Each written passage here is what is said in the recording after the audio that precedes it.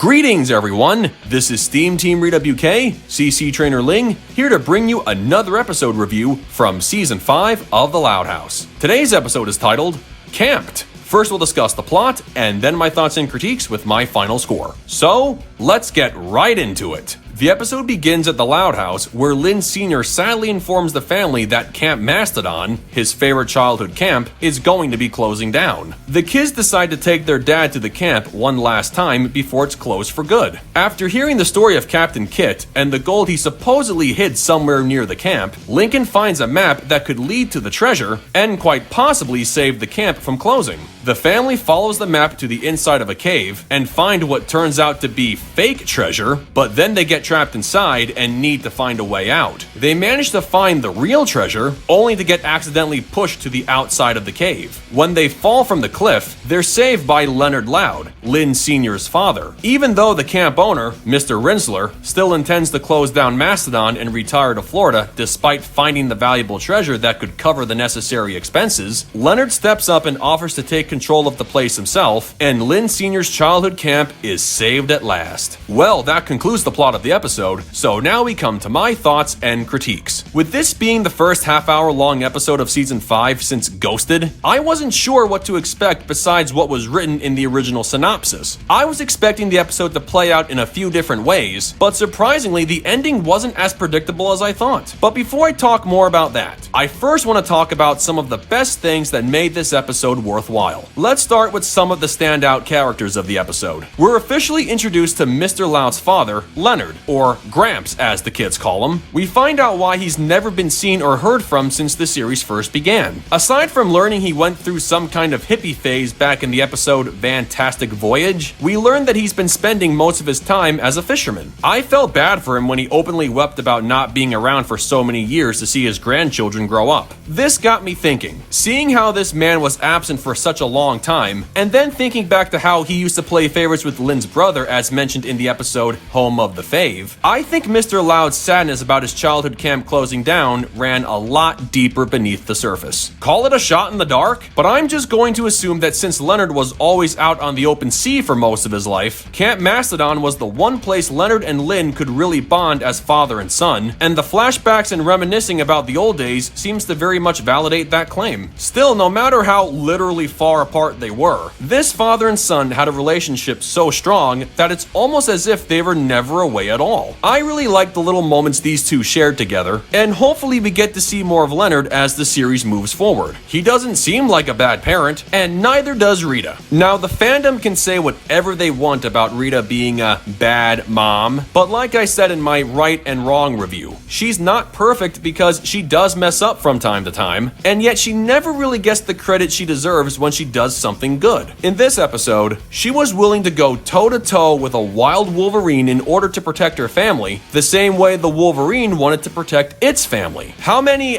bad mothers would do something like this? I'm pretty sure whatever complaints fans may have had with her in episodes like House Flip, this courageous act should make up for it. And it certainly does in my book. The last standout character of the episode may not be the most popular opinion among the fanbase, but I do have to acknowledge Lynn Jr. Even though I didn't care for the whole stinkin' cave echoing thing, she undoubtedly saved her family from not going over the cliff as fast as they did. God bless Leg Day. Her hand may have given out eventually, but she was as heroic as the circumstances allowed, so I really can't complain about her in this episode, in spite of the bad reputation she's created among the fans as of Season 5. Now we come to the story itself. I liked the way the plot was laid out when it came to advancing the narrative, and it had that conventional treasure hunting feel of suspense. It may have had the typical cliche moments like falling deeper into the cave and accidentally setting off a bunch of walls to start moving, but from a cartoon storyline perspective, it's still exciting. I also enjoyed the wordplay when it came to reading the map, like the part with the navigator and playing a C song, as in tuning a guitar to play in the key of C and maybe even singing in the scale of C. I know it's already been said in the past, but Luna's singing is just that good. And apparently it's powerful enough to open a wall inside a cave. She must use this gift for good,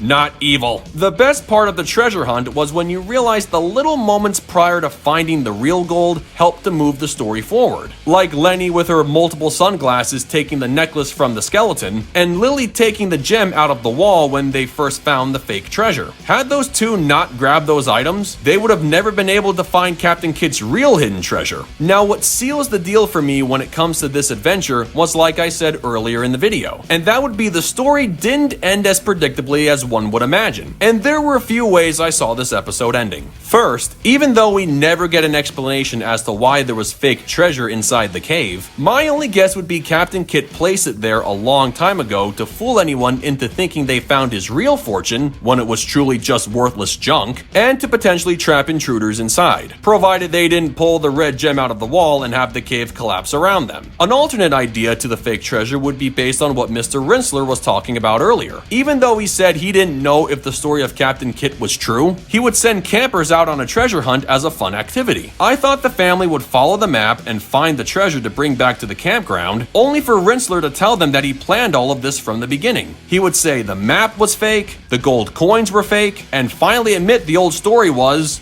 well, fake. That would have ended the episode in about 10 minutes, and it wouldn't have been as exciting if the story played out like that. Then again, how many other campers would get as far as the Loud family if they were given fake maps? Clearly the map the Louds had was real, and I don't think this aging camp owner would be crazy enough to trick out rock formations and dead bodies all in the name of fun. Or would he? Lastly, I'm really glad they didn't go down the obvious storyline about some villainous character hunting for the lost treasure and trying to stop the heroes from getting it. Considering how there was someone lurking in the shadows during the first act, it seemed like that was going to happen, but then the big revelation is instantly killed when Lisa points out the person following them was Flip. She saw Flip eavesdropping on their conversation, and he wanted to find the treasure as well. I will say that even though I give him a point for being incredibly stealthy to the point where he could follow the Louds all the way through their adventure and not get caught once, he clearly was no match for the Wolverines. Maybe if Mama Filippini wasn't on that cruise, she could have stopped those wild animals and saved her son. But hey, what's done is done. Overall, I can't really find anything bad to say about this episode. I thought the story was very good in terms of writing. It had a good number of nail-biting and intriguing moments, at least by cartoon standards. The ending wasn't extremely predictable, and we finally get to see Lynn's father after all this time. Although I get the feeling we may never see Camp Mastodon again following this episode, I'll just say for what it was worth, it's another one of those collective Loud family adventures that really makes you appreciate what the show has to offer. This being an episode with a runtime of about 20 minutes, I have no problem in saying it supersedes all other previous single non-holiday episodes that fill up a 30-minute time slot. With that said, I give Camped a perfect 10 out of 10. Well, folks, that concludes my review of Camped. I started to think I was never going to add a perfect episode to my ratings for Season 5, but this episode proved me wrong. And even if you disagree with my thoughts on this one, I can say with confidence this is hands down one of the best episodes of the entire series. But that's just my opinion. So what did you guys think of it? Love it? Hate it? Something you would add? Change? Keep it as it is? Let me know in the comments below, and make sure to subscribe to this channel for the latest Loud House content. That's going to do it for me. I'll catch you guys for the next video, but until then, this is SteamTeamRedubUK, CC Trainor-Ling, signing off. Peace out, home slices.